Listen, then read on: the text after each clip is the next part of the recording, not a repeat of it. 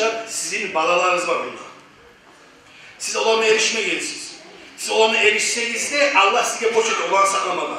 Onun için pek ayıpsa tarihi zamanda mesela qahtını 3 ayından 3 ayda bitken mesela o qahtını o yaxtadan yaşlarının anası, kızlarının anası mesela sutka böyle ev işini balağına akça vermesini aytıp bekleşeceğiz kardeşler. Onun için bize aramızda eğer var mıysa alementte betede olacak. Şariattansa sen o atassan, sen boşsan ortada bir. Mesela ocak yoksa girmeye ocak vermeti işsen, aşı yoksa aşı vermeti işsen, oprağı yoksa oprağı vermeti işsen. Ha bir öyle aynı ola, ben o akça versen özüne kaçta koyar, o katır. Mesela yaşlı anası deyimseyiz, ama eski akça vermeyiz, kararız.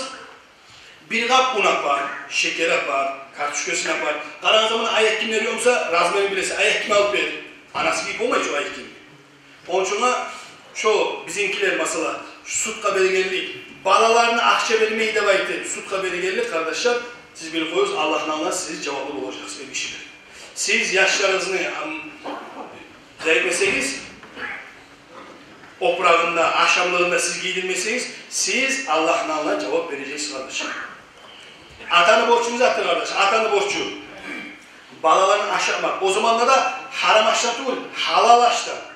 Ne getirmesi? Bir adam karkarasına haram etten et ötse, et bitse, may bitse adamla haram etten, haram açtan, şu etke kardeşler, cennet değişti, şu etke haramdan özken etke, cehennem değişti kardeşler.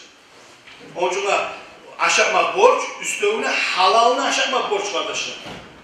Şu zaman unutmamız, mesela bizimkiler ne çıkıyorlar?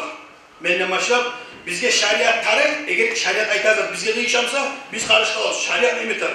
Şariat ne mi tarih? Daba şariat bir de çiçeği varsa. Eğer şariat bana karşı gelirse biraz, onu yanıtlamsa şariat, bak, kol sileme başlayırız, benden başlayıp.